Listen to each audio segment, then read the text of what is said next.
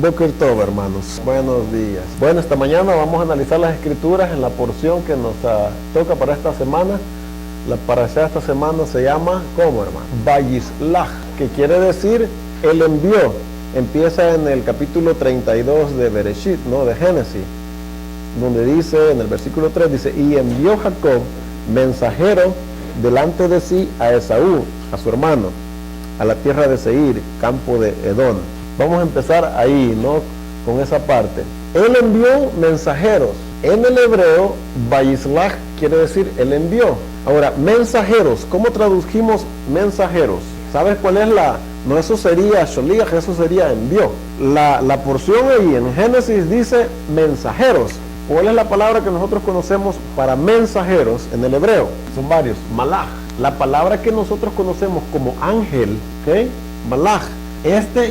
Nosotros ya sabemos que en el hebreo, para ser plural, para que sean varios, siempre es el im. Como nosotros sabemos que Elohim es plural, el singular sería el. Y así para, por ejemplo, los shamayim, los cielos, shamayim, los cielos. Entonces, la palabra que se está utilizando ahí, que aunque nosotros, fíjense, esta misma palabra se puede traducir de dos maneras. Como nosotros siempre la hemos conocido, es como ángel. Pero también se puede traducir mensajeros, y es correcto, porque los ángeles en realidad lo que son mensajeros del Padre. Pero en el hebreo, les vuelvo a repetir, es malach, que en nuestra Biblia se ha traducido ángel. Lo que pasa es que en nuestras mentes, cuando nosotros escuchamos la palabra ángel, siempre pensamos en un ser divino. Pero si lo tradujéramos como también es aceptable y es correcto, como mensajeros, no lo miráramos como seres divinos, ¿verdad? Los miramos como simples mortales.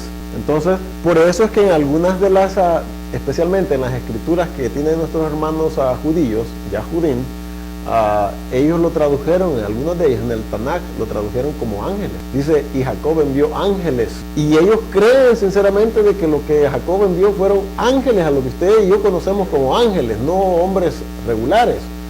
Porque la traducción se presta para eso. La palabra malach se presta para que usted pueda decir envió ángeles, por la forma como siempre se ha entendido la palabra malach. Pero al español, usualmente nosotros lo vamos a mirar como mensajero, pero es la misma palabra. No son dos palabras diferentes. En el hebreo es la misma palabra.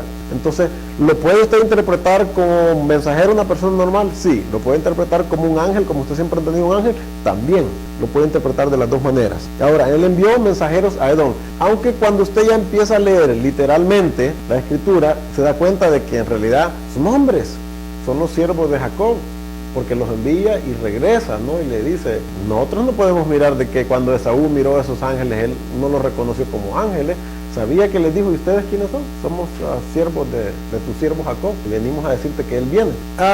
La Torá, aparte de que se ha traducido mal, es una mala traducción decir ley, porque cuando usted escucha la palabra ley, se le hace algo difícil, algo que no nos gusta, ¿verdad? Porque son cosas que nos ponen siempre restricciones, así lo miramos nosotros. Pero en realidad la palabra más adecuada para traducir Torah es instrucción. Nosotros entenderíamos que esta traducción de ley no es la más correcta. Nos da un aspecto negativo y los mandamientos no son negativos. Nosotros lo hemos querido sentir como que es algo negativo, ¿verdad? Porque la naturaleza nuestra, que es dada y siempre se tiende más a lo malo que a lo bueno, no le gusta que le diga tienes que hacer esto, tienes que hacer lo otro, no hagas esto, no hagas lo otro, cuando en realidad son instrucciones, son enseñanzas. Pero cuando venimos y miramos la forma como la traducción Torah a ley ha sido dada, ahí ya no lo miramos igual, ¿verdad? Porque miramos a la ley, miramos a la Torah como una carga, como un yugo pesado.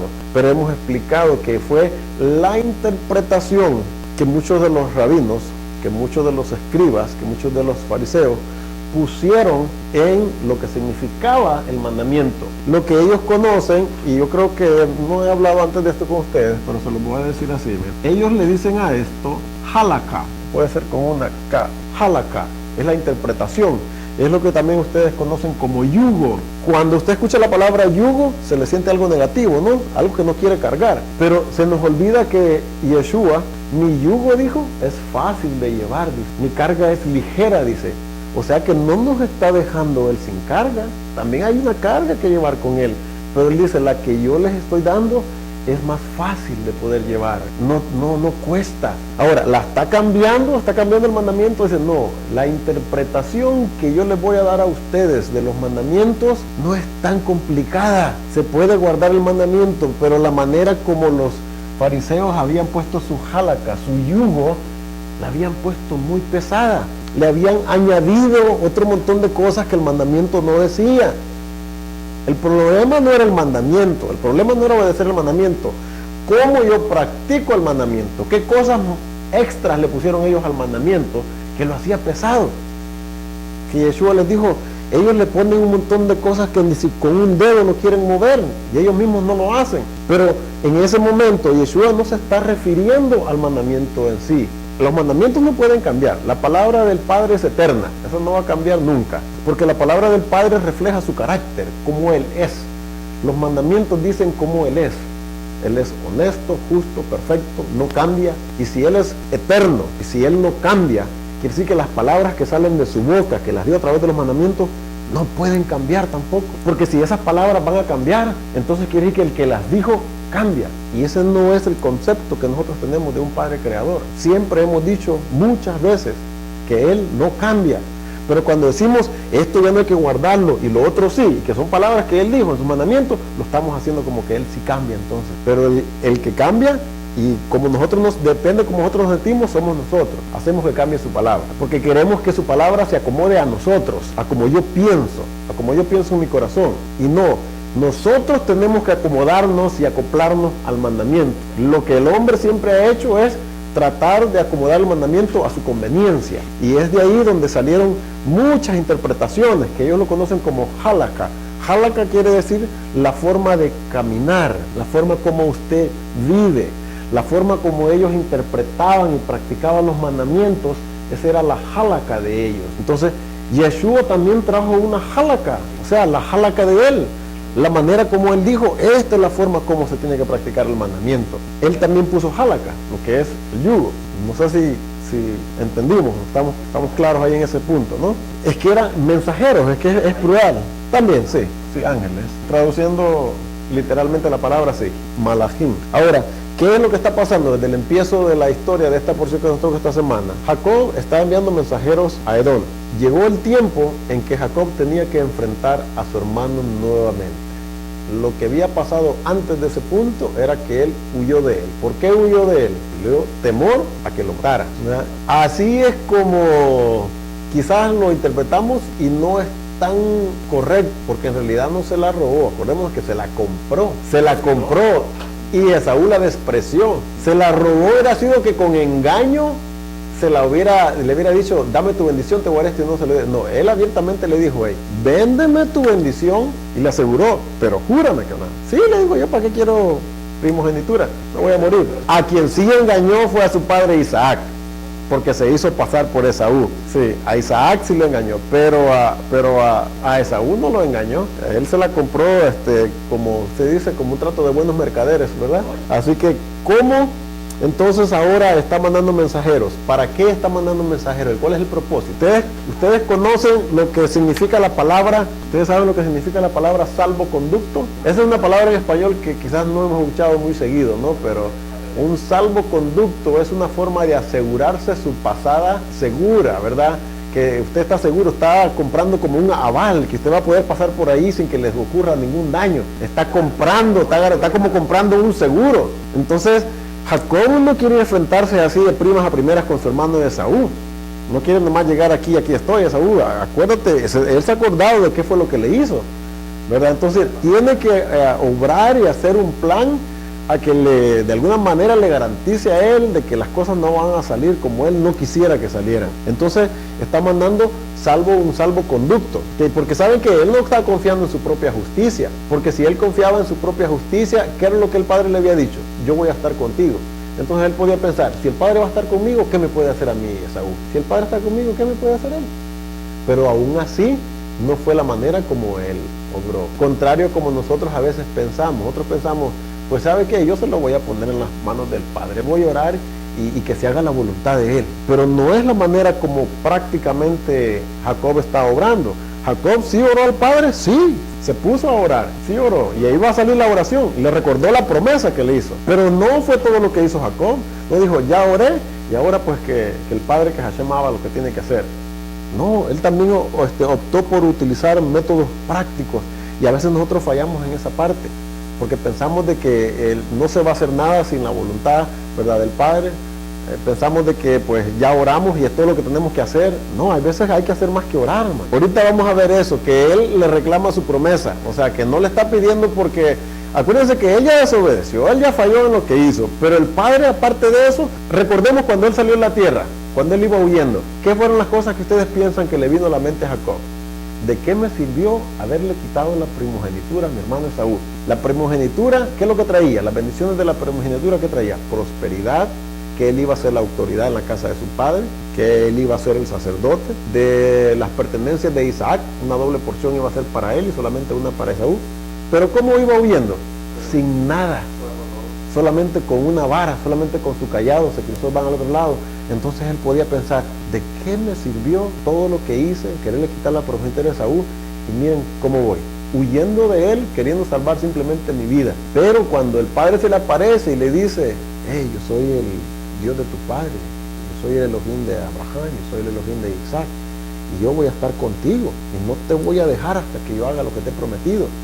Entonces ahí le volvió otra vez el ánimo. Jacob, ¿qué dijo? ¿Sabe qué? Sí trabajó el asunto de la sopa con lentejas, ¿verdad? sí trabajó la sopa roja que le decía, ¿verdad? Entonces ya se animó un poco. Entonces Jacob le dice, si tú me prometes eso, recuerden que le hizo una promesa a él, de todo lo que tú me dieres, te voy a devolver el 10, si tú haces eso que tú has dicho. Y no es que el Padre no lo podía hacer o que él dudara, pero lo que está haciendo él es un voto ahí. ¿Okay? Yo sé que tú lo vas a hacer, entonces yo también voy a hacer esto de mi parte. De todo lo que tú me prosperes, de todo lo que tú me des, yo voy a reconocer. Acuérdense que en los Salmos dice, de lo salido de tus manos, te regresamos, te devolvemos. Al Padre nunca nosotros le pagamos diezmo, ni ofrenda, ni nunca le pagamos nada. Si todo le pertenece a Él. Mío es el oro, mío es la plata, dice. El mundo y los que en Él habitan. Entonces, ¿qué le pagamos nosotros a Él? ¿Le pagamos algo? No le pagamos nada, le regresamos de lo mismo que Él nos ha dado, de las bendiciones que Él nos ha dado.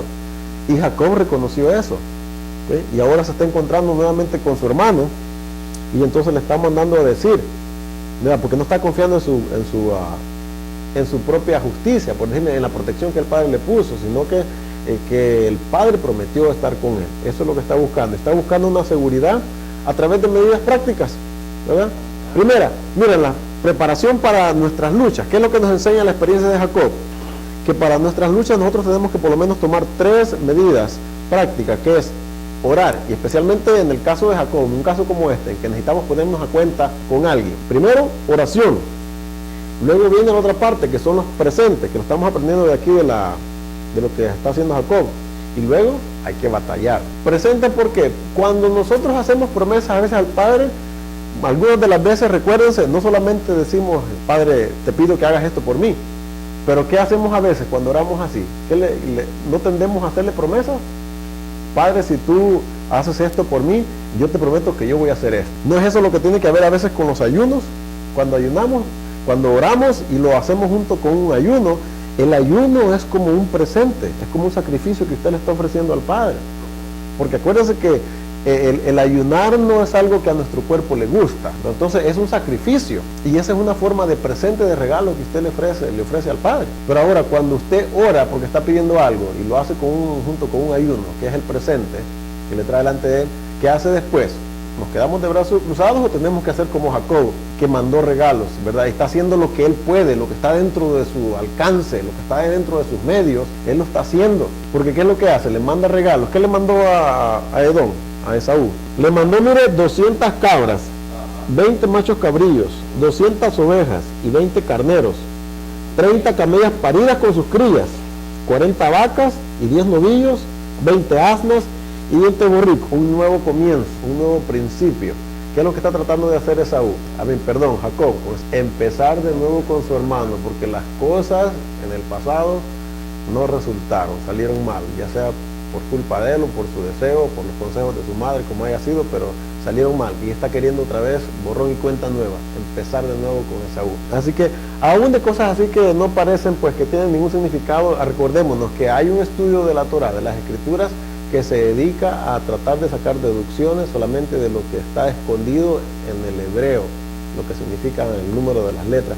Algunas de las cosas que están ahí en el boletín que puse hablan un poquito de esto, no sé, en otras ocasiones les he puesto eso ahí, ¿verdad? Y está explicando algunas de esas cosas, pero eso va más allá de lo que conocemos en lo literal. ¿Con cuántos venía Esaú? 400.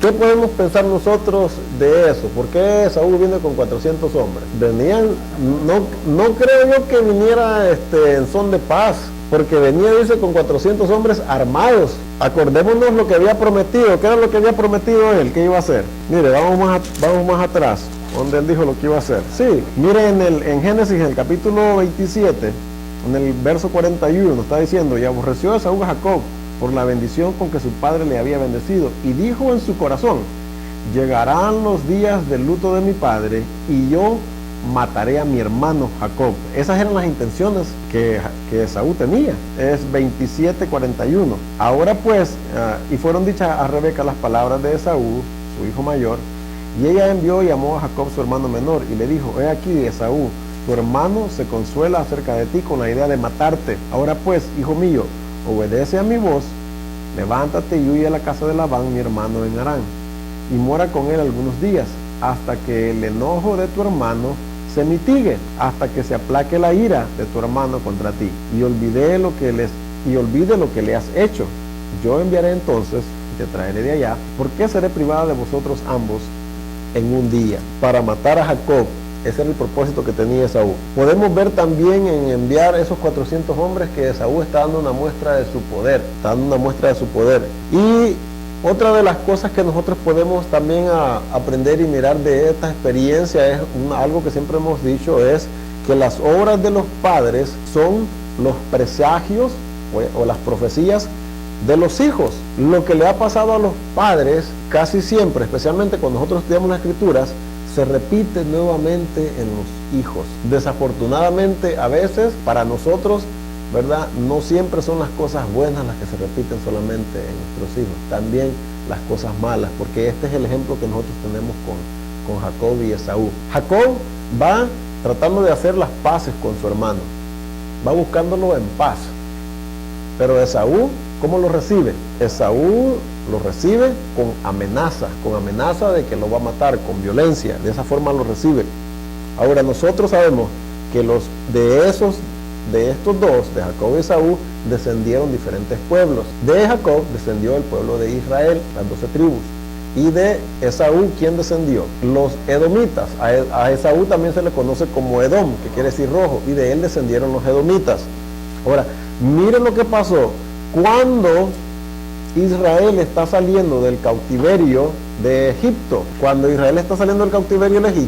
y va de regreso a la tierra, ¿cómo lo reciben los edomitas? Vamos a ver, Números capítulo 20, desde el 14 hasta el 17, dice, mire, envió Moisés embajadores al rey de Edom, que es la descendencia de Esaú, desde Cádiz, diciendo: así dice Israel, tu hermano, tú has sabido todo el trabajo que nos ha venido, como nuestros padres descendieron a Egipto, y tuvimos en Egipto largo tiempo, y los egipcios nos maltrataron, y a nuestros padres.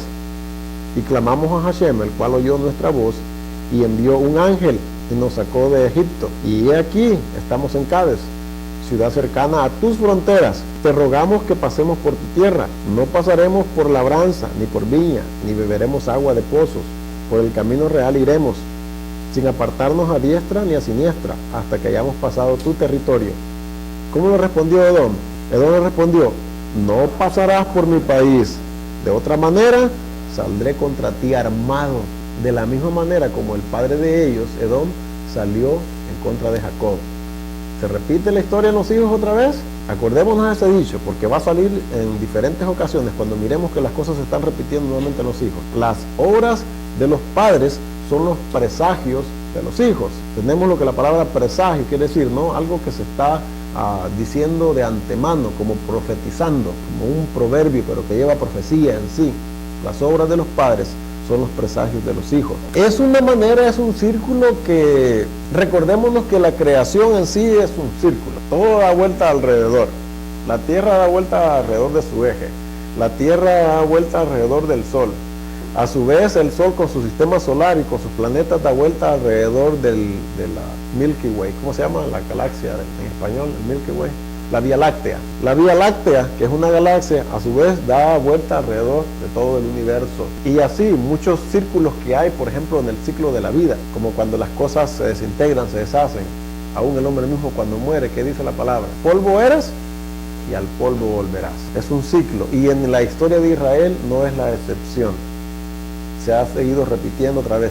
Mire qué es lo que pasó, fíjense, no fue la única vez que se repitió en la descendencia, en los hijos, que fueron recibidos con violencia, con amenaza de matarlos. Después de que a través de todas las edades, de todos los siglos, el pueblo de Israel fue sacado de la tierra por los romanos, por los griegos, por los asirios, por todos ellos, y anduvieron vagando, y todavía muchos andan vagando a través de toda la tierra. Cuando regresaron a la tierra nuevamente como un grupo ya, como una nación, ¿en qué año fue? ¿Se recuerdan?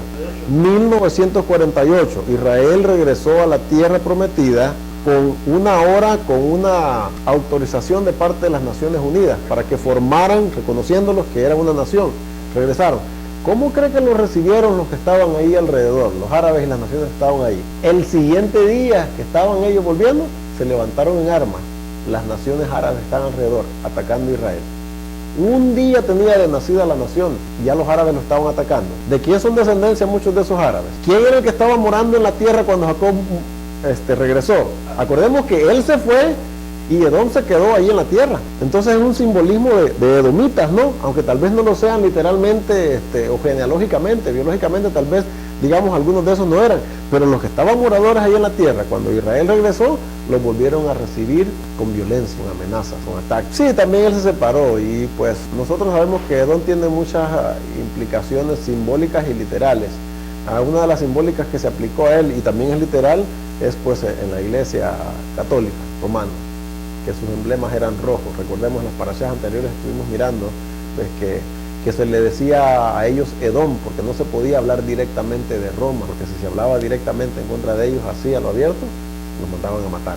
Entonces tenían los rabinos, los sabios, ¿verdad? Tuvieron que utilizar palabras que no dijeran directamente que se estaban refiriendo a ellos, y ellos siempre utilizaron la palabra de Edom, ¿verdad? Porque significaba, ¿verdad?, como su hermano Esaú, el aborrecimiento. Y quizás ahí podemos nosotros notar entonces sí lo literal de esa palabra, ¿no? Que lo aborreció.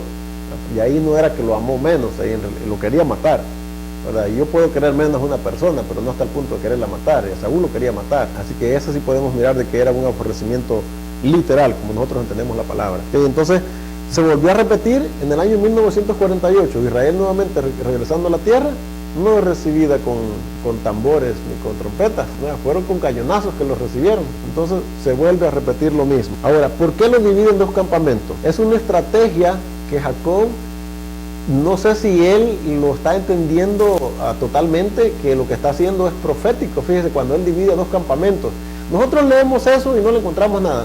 Simplemente, ¿qué es lo que podemos mirar nosotros de por qué él lo divide en dos campamentos? Por lo que él dice ahí, ¿qué es lo que está diciendo? Por si ataca uno, el otro puede huir. Y tiene lógica, ¿no? Tiene lógica, que por lo menos va a salvar algo. Pero le podemos analizar un poquito que vaya más allá profético, qué simboliza el que haya dividido él en dos campamentos. Para empezar, miremos, ¿a quiénes está dividiendo? No, sí dividió la familia, sí dividió la familia. Era su misma familia, fíjese, pero la dividió en dos campamentos. A ver, los que leyeron tienen que saber. Notaron eso, ¿verdad? Como que hay cierto favoritismo ahí. Así como nosotros siempre, al más pequeñito es el que más protegemos, ¿no? En este caso no se trataba de edad, ni quién es el primero. En ese caso Jacob lo miró como a quien él amaba más, ¿verdad? Lo dividió en dos campamentos, que fueron ¿en quién? En Raquel y luego Lea. Cada quien ahí uno con sus... Porque acuérdense que a cada una le correspondía una, ¿no? Raquel con sus concubinas, ¿verdad? Sus hijos, ¿quiénes eran? El que menciona ahí. Menciona porque Benjamín no había nacido todavía. Menciona a José. ¿Ok? Lea quiénes eran los hijos de ella. Judá, Leví, a Rubén y Simeón, ¿verdad? Y todos los demás. Pero los que más sobresalen ahí son Judá y Leví. Acordemos de que de los hijos de Lea son los que más sobresalen siempre. Judá y Leví. Judá, ¿por qué? El Mesías iba a venir de la tribu de Judá. Leví eran los sacerdotes, estaban en el templo. Judá, que siempre ha preservado la observancia de los mandamientos. Entonces lo está dividiendo en dos campamentos, 1 y 2. ¿A quién manda el frente? Manda a Lea enfrente, ¿verdad? Y por último manda a Raquel. Siempre sigue mostrando en las cosas que hace Jacob que quiere a una más que a la otra.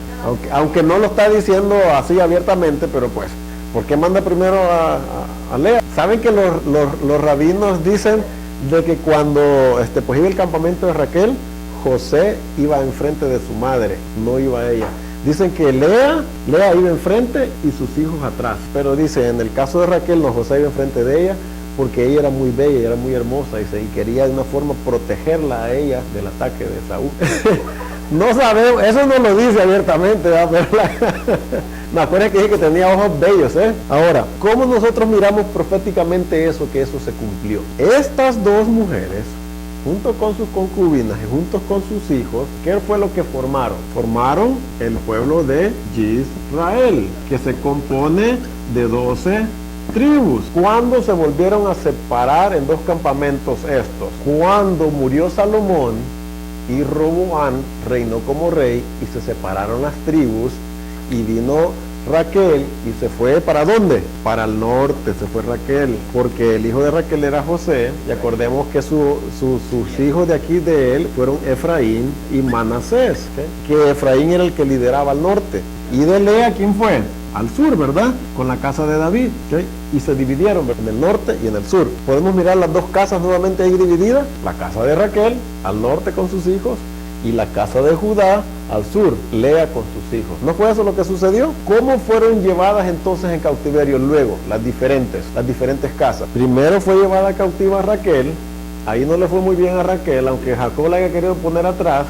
En el año 722, antes de la era común, los asirios se los llevaron cautivos, ¿verdad? Y ya no regresó. Luego, ¿cuándo se llevaron cautiva a Lea? Una representación simbólica del sur. En el 586, Babilonia se los llevó cautivos por 70 años, pero ellos regresaron, ¿verdad? Entonces, lo que está haciendo Jacob aquí, dividiendo dos campamentos, tuvo implicaciones proféticas después. Se volvió a cumplir eso. Fíjense cómo él las dividió. Así como Israel se dividió en dos reinos, al norte y al sur, así como las dos casas de ellas estaban divididas y sus hijos divididos, ¿no? Por los celos o por lo que haya sido de que pues quién es el que va a ser el más preeminente en Israel. Efraín siempre no dirigiendo al norte y Judá dirigiendo al sur, ¿sí? Así que la estrategia trabajó por un tiempo, ¿no? La estrategia de tratarlos de protegerlos en dos campamentos trabajó por un tiempo. ¿Por qué? Porque cuando Israel se deshizo como nación, no se los llevaron a todos juntos. Primero se llevaron al norte. Pasaron muchos años para que después se llevaran a Judá, al sur. ¿En qué manera nosotros podemos mirar que en nuestros tiempos, de una forma u otra, la descendencia de estas dos mujeres se ha vuelto a dividir? Y es aquí donde pueden haber diferencias de opiniones, pero nosotros podemos entender eso mejor. ¿Con quién se casó José? Con la hija del sacerdote de Egipto, ¿verdad? De On. Era egipcia. Entonces sus dos hijos, Efraín y Manasés, tenían sangre de las dos. Y los egipcios, ¿a qué eran dados? A la idolatría. Y se siguió viendo eso en las 10 tribus al norte de Israel. Cuando andaban en el desierto, ¿qué les dice el Padre? ¿Acaso los sacrificios que ustedes hacían los hacían para mí? ¿No traían con ustedes ahí a Moloch? ¿No traían ustedes ahí la estrella de Renfán? Les dice con uno de los profetas.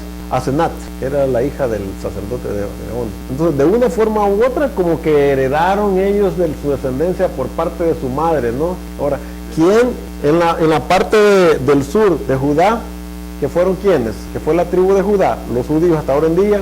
¿Qué es lo que han preservado ellos? La Torá, los mandamientos. Por lo que nosotros hemos estado estudiando acerca de cómo se dividieron los dos reinos y para dónde posiblemente se fueron, y a pesar de que José y su descendencia, Efraín, Manasés y lo que ellos lideraban al norte, a pesar de que había quizás idolatría, pero de una forma u otra, ellos no abandonaban el servicio, aunque sea adulterado como sea, pero ellos no abandonaban el servicio, el de buscar a un creador y servir a Hashem como ellos querían, por lo menos, porque desde que ellos se dividieron, acuérdense, hicieron fiestas. El Jeroboam inventó fiestas de su propio corazón, dice, en el mes octavo, ¿verdad? Y en el día 15 de su propio corazón, pero siempre con el deseo él de que no podían dejarlos a ellos sin adorar algo.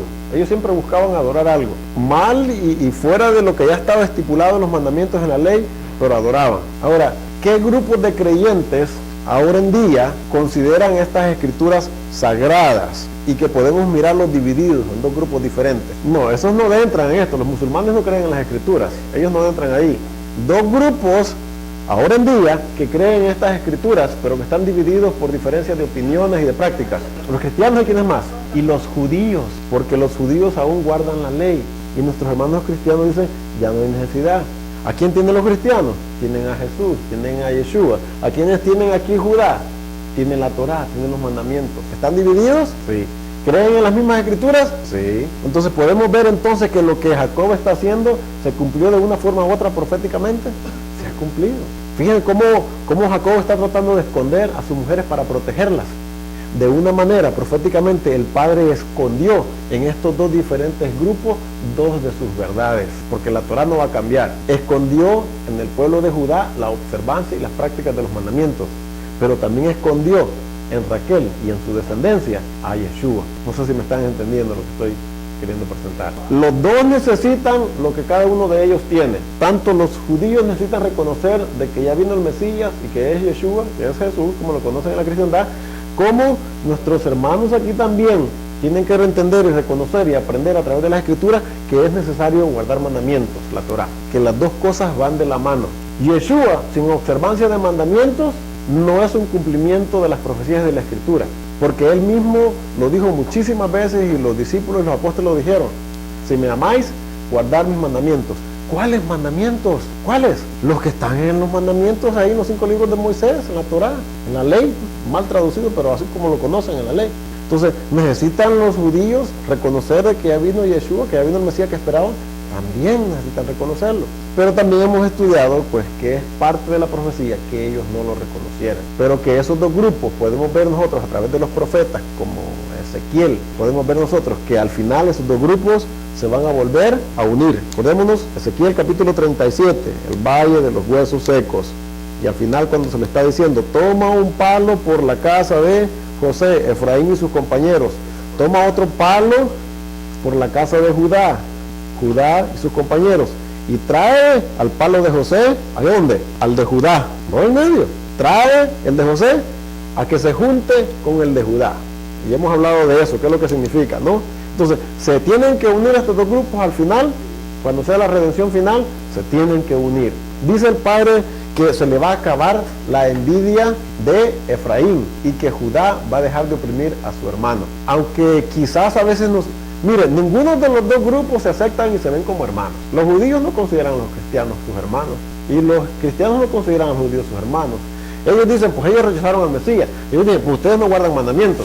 Y es una contienda que no se ha acabado hasta que venga nuevamente Yeshua, el Mesías, y pues los ponga en paz, ¿verdad? A todos les diga, hey, tienen que guardar mandamientos y yo soy el Mesías, ¿verdad? Y los ponga en su lugar a ellos y también a las naciones, que es lo más. Entonces, de una forma u otra, lo que está sucediendo aquí, la profecía que está poniendo, lo que está haciendo aquí Jacob, se está cumpliendo proféticamente hasta nuestros momentos, nuestros días, la forma como él los dividió. Hashem ha preservado esas dos verdades.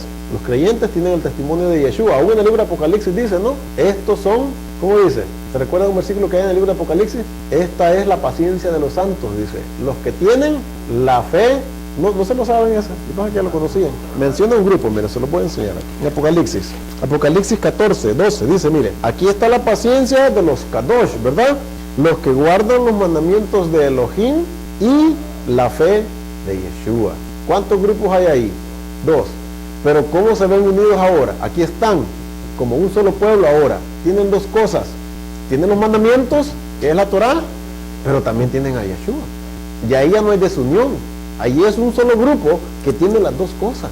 Pero ¿cuándo está sucediendo eso? Cuando venga la redención final, que los dos pueblos se tienen que unir como uno solo. Ahora, estos dos grupos, fíjese, irónicamente, así como Jacob los dividió en dos grupos y como históricamente y proféticamente se revelaron como el reino del norte y el reino del sur, estos dos grupos, los dos han recibido la ira de Edom, que es simbolizada en Roma, porque Roma ha perseguido a los cristianos y ha perseguido también a los judíos. ¿Y quién es Roma? Si no es el simbolismo de Edom, que viene que ser Esaú, que ha perseguido a sus hermanos.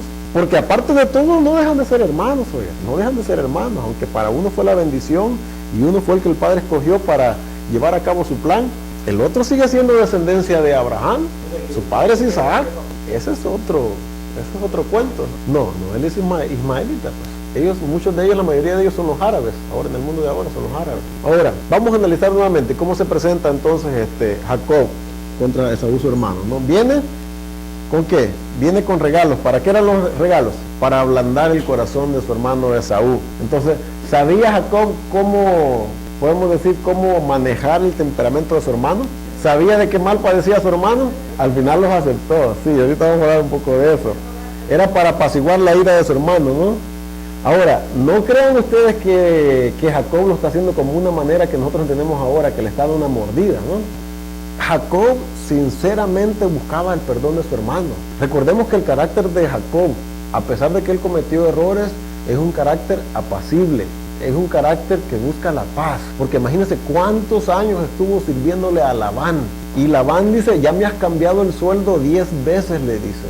Si no fuera porque Hashem está conmigo y él te ha dicho que tengas cuidado, me dejaras sin nada, dijo, me mandaras con las puras manos vacías. Y todo lo que yo tengo, pues, ¿lo había trabajado él o no? Lo había trabajado. Mucho de lo que él tenía lo logró él con su trabajo y mucho le había robado también, porque lo que Jacob le trabajó a Labán por Raquel y por Lea fue una suma exorbitante. Trabajarle 7 años por cada una no era un precio bajito. Oiga. ¿Quién ahora en día trabajara 7 años por tener una esposa? Pero podemos mirar, ¿no?, que él está suplicando.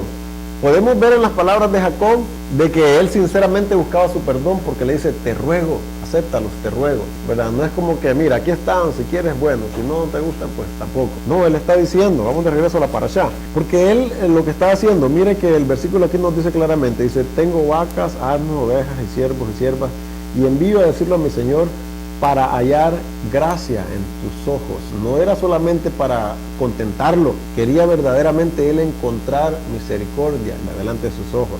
Y si los mensajeros volvieron a Jacob diciendo, venimos a tu hermano Esaú, y él también viene a recibirte, y 400 hombres con él. Y entonces Jacob tuvo gran temor. Muchas de las palabras que están aquí son las que nosotros tenemos que meditar, y de ahí es donde tenemos que deducir las cosas que estamos hablando.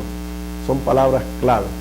Aunque en la historia no dice claramente Esaú venía a matarlo, no dice eso la historia, pero el hecho de que diga que Jacob tuvo grande temor era porque sabía que las intenciones que traía su hermano no eran las mejores, no eran buenas. Ahora, ¿pero qué le hace él? Para que haya esa reconciliación, él lo mira y toma 2 pasos. Mire, buscó primeramente a quién, desde el versículo 9, y dijo Jacob, Elohim de mi padre Abraham, y Elohim de mi padre Isaac, que me dijiste, vuélvete a tu tierra y tu parentela, y yo te haré bien. Menor soy que todas las misericordias y que toda la verdad que has usado para con tu siervo. Pues con mi callado pasé este Jordán, y ahora estoy sobre 2 campamentos. ¿Qué es lo que está haciendo Jacob aquí? Está orando al Padre, y está rogándole que sea por su misericordia, que Él lo libre de esta situación, porque viene a encontrarse con un adversario y sabe que él solo no va a poder.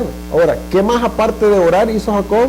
No esperó por un milagro para que cambiara el corazón de Esaú. Él decía, ya oré, ahora que el Padre le cambie el corazón a Esaú. No, ahora ya oré, ahora le voy a mandar regalos a Esaú. Está haciendo 2 cosas, oró y no esperó por un milagro.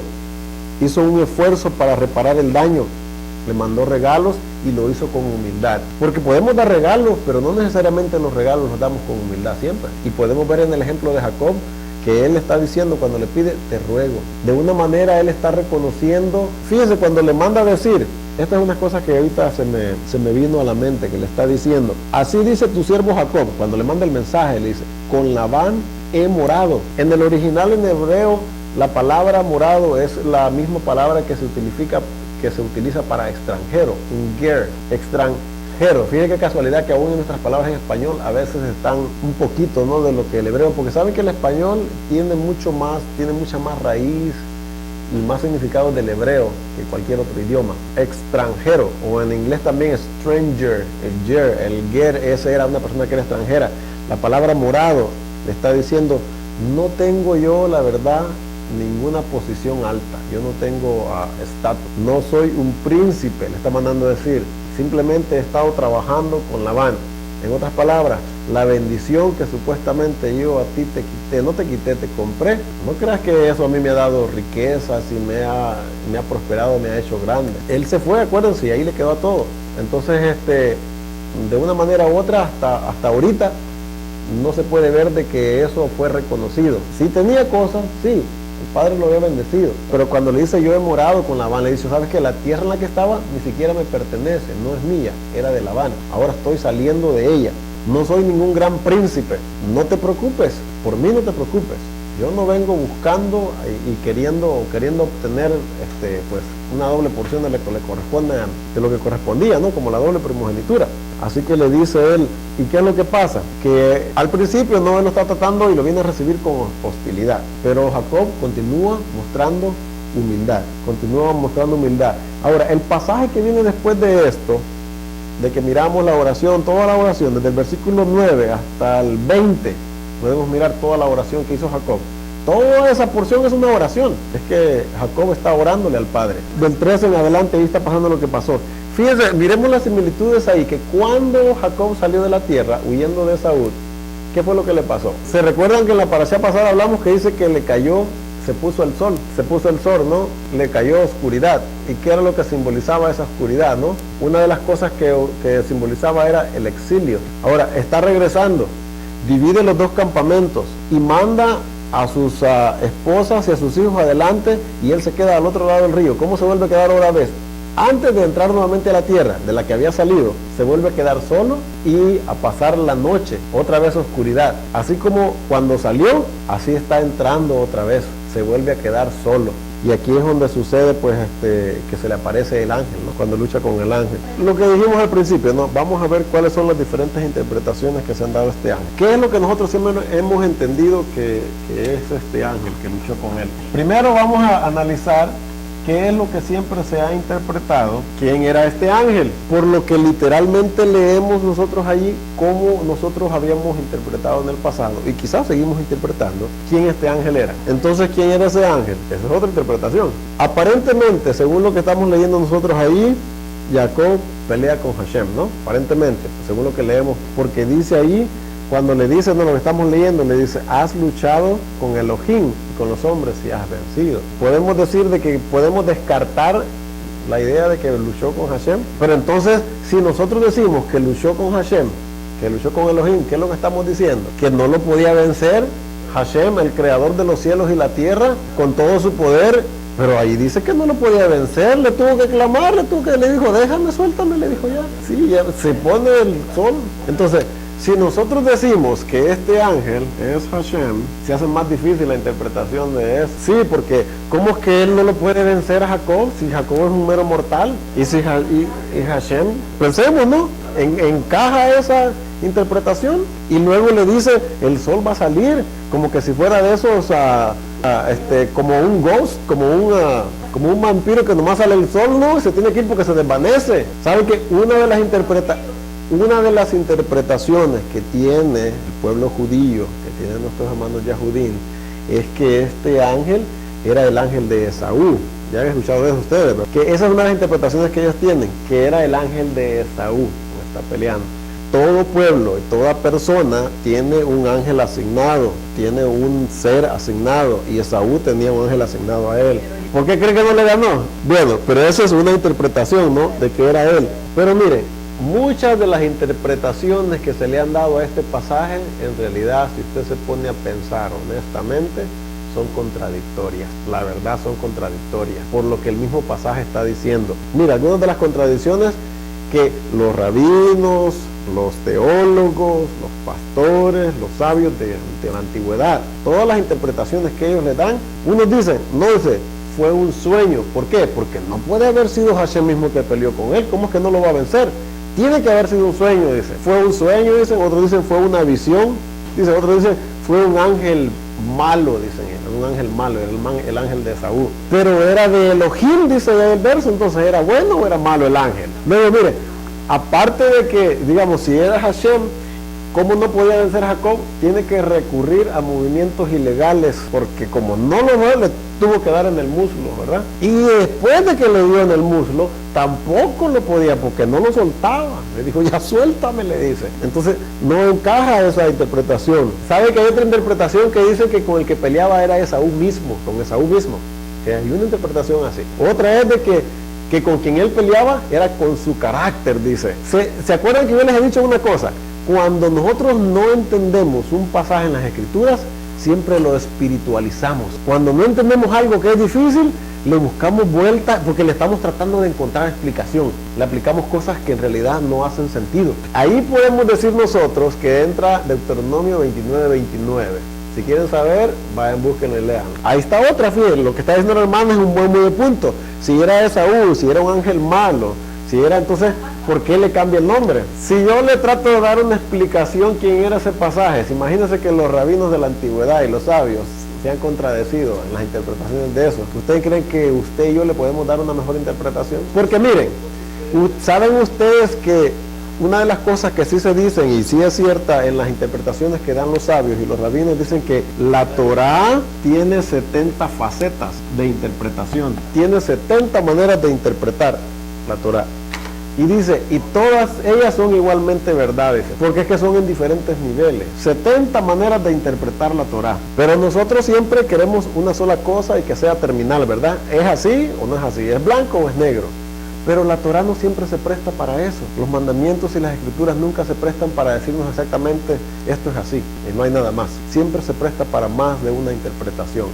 Y como las 70, en este caso, la interpretación de si ese ángel era bueno, si era malo, si era Hashem, si era Esaú, ¿verdad? Como puede ser correcta, puede ser errónea, por las cosas que ahí se dice. Como la que dice, imagínense, que se estaba reformando, que quien peleaba era con él mismo, porque tenía que reformar su carácter. ¿Y si tenía que reformar su carácter Jacob? Sí, porque cuando salió de la tierra y engañó a su papá, pues no fue una cosa buena de su carácter, ¿ok? Entonces, volvamos a que él está entrando a la tierra, ¿no? ¿Qué pasa ahora cuando está entrando a la tierra? Está entrando otra vez con sus manos vacías, pero reclamando las promesas que el Padre le había hecho. Vamos a recordar nuevamente esa promesa. Sí, porque miren la promesa que el Padre le dio. Sí, no venía tan vacío, la verdad, pero miren la promesa que el Padre le dio. ¿Se recuerda cuando se le apareció? Fíjense cómo son las cosas. Cuando Jacob salió, el Padre se le aparece en un sueño. Y cuando regresa, se le vuelve a aparecer el ángel. Ya sea cual sea la interpretación que usted le quiere dar, se le vuelve a aparecer una presencia divina, podemos decirlo así, ¿no? Cuando se fue y cuando regresó, para reafirmarle de una forma u otra de que él estaba con él. Porque ¿cuál fue la promesa inicial? Mire ahí en Génesis 28. ¿Qué le dijo? Yo soy Hashem, el Elohim de tus padres Abraham, y el Elohim de Isaac. La tierra en que estás acostado te la daré a ti y a tu descendencia. Será tu descendencia como el polvo de la tierra, y te extenderás al occidente, al oriente, al norte y al sur. Y todas las familias de la tierra serán benditas en ti y en tu simiente. He aquí yo estoy contigo, y te guardaré por donde quiera que tú fueres, y volveré a traerte a esta tierra, porque no te dejaré hasta que hayas hecho lo que te he dicho. Ese versículo ahí, hermanos, el número 15, tiene una implicación profética sobre el pueblo de Israel, sobre toda la descendencia de Abraham, Isaac y Jacob, de la cual nosotros también formamos parte, bien grande. Porque fíjese, el pueblo de Israel no ha regresado totalmente a la tierra. Esto no se ha cumplido en su totalidad. Porque ¿qué es lo que hay ahorita en el pueblo de Israel? Una sola tribu, la tribu de Judá. ¿Dónde están las otras 10 tribus que se dividieron al norte y que el Padre ha prometido a través de los profetas que los va a hacer volver a esta tierra? Porque no dejan de seguir siendo descendencia de Jacob, porque le está diciendo que los va a mandar. ¿A dónde se van a extender? Le dice, al oeste, al este, al norte y al sur se va a extender, le dice. Pero una vez que te hayas extendido a todos esos lugares, a todas esas regiones, yo te voy a volver a traer. Pero ¿quién es el único que ha regresado? Judá. Quizás Leví, quizás Benjamín, que se quedó no ahí. Y Simeón, digamos que 4. Podemos tal vez decir que técnicamente 4 regresaron a la tierra porque los otros estaban incluidos ahí junto con ellos, ¿no? Pero ¿qué de los otros 8 entonces? Si no queremos decir 10, ¿no? ¿Qué de las otras 8 tribus? Y fíjense la promesa que da el Padre, donde quiera que ellos vayan, ya sea que los conozcan, que son israelitas o no, ya sea que los conozcan, yo voy a estar contigo, yo voy a estar contigo. ¿Y qué es esa? Es una bendición que el Padre está poniendo sobre la descendencia de Jacob. Y no te voy a dejar hasta que yo haga lo que te he dicho que voy a hacer. ¿Qué es lo que significa no te voy a dejar? Pero ¿cómo hemos entendido quizás en el pasado nosotros de que el Padre ha abandonado a su pueblo? ¿Ha abandonado el Padre a su pueblo? Pero porque un grupo pequeño que fueron los dirigentes, en ese caso fueron los sacerdotes que rechazaron a Yeshua como Mesías, porque ellos lo rechazaron, hace que el Padre aparte su bendición y su protección de todo el pueblo completo, porque acuérdense que de la gente humilde que seguía a Yeshua, no eran gentiles esos que lo andaban siguiendo a él, eran judíos, los apóstoles todos eran judíos y lo seguían, no lo rechazaron. Los 5,000 que se convirtieron a la predicación de Pedro no eran gentiles tampoco, eran judíos que también aceptaron que Yeshua era el Mesías. Entonces le dice, no te voy a dejar hasta que haya hecho lo que te he prometido. Posiblemente no podríamos descartar que esas tribus están en el destierro totalmente, porque la porción que le tocó a Simeón fue dentro de la tierra de Judá. Acuérdense que en una de las parashas estudiamos eso, porque una de las cosas que se ve en las bendiciones es que sobre Simeón no se dice una bendición. Recuerden que hay dos bendiciones que se da, la que da Jacob y la que da Moisés al pueblo, a las 12 tribus. Y en una no se menciona la de Simeón. ¿Por qué? Porque fue incluida, la bendición de él fue incluida en la de Judá. Pero Benjamín, cuando se separaron al sur, se quedó con Judá. Porque acuérdense que el padre le dice a Salomón, yo voy a dividir el reino por lo que tú has hecho, me abandonaste y te fuiste detrás de Astoret y hiciste caso a tus mujeres extranjeras con las que te casaste, la cual los mandamientos decían que el reino se debe de hacer muchas mujeres para que no desvíen su corazón, pero a causa de todo lo que tú has hecho voy a quebrar el reino de ti, pero te voy a dejar una tribu por amor a David tu padre, le dijo. Y esa tribu que le dejó fue la de Benjamín, porque en el territorio de Benjamín estaba el templo. Nosotros siempre hemos querido creer que en el territorio de Judá estaba el templo, no estaba en Judá el templo. La parte donde estaba el templo le correspondía a la tribu de Benjamín. ¿Se recuerdan? Ya lo he explicado varias veces, se los he enseñado hoy. Que siempre está Judá, ¿verdad? A un lado de Judá estaba la tribu de Benjamín, la parcela que le tocaba a Benjamín. El templo estaba en la pura frontera, pero estaba en lo que le corresponde a Benjamín, no a Judá. ¿Sí? Aquí estaba el templo, en la pura frontera. Entonces, ¿por qué el padre le dice, pero no te voy a quitarlo todo, te voy a dejar una tribu por amor a David?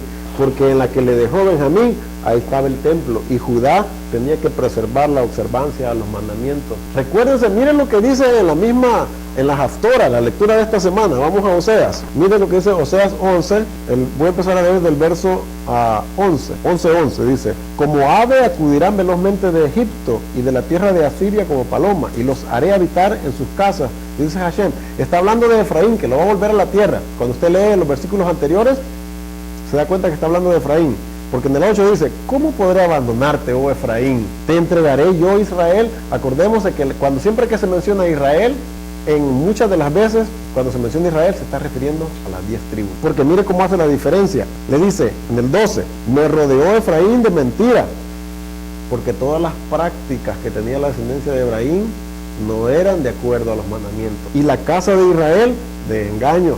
Pero ¿qué dice ahora de Judá? Judá aún gobierna con Elohim, aún gobierna con Dios, dice, y es fiel con los santos, con los que son apartados. Fíjese cómo está poniendo a Efraín, la forma como Efraín lo sigue y la forma como Judá lo sigue. Él es fiel, dice. ¿Fiel en qué?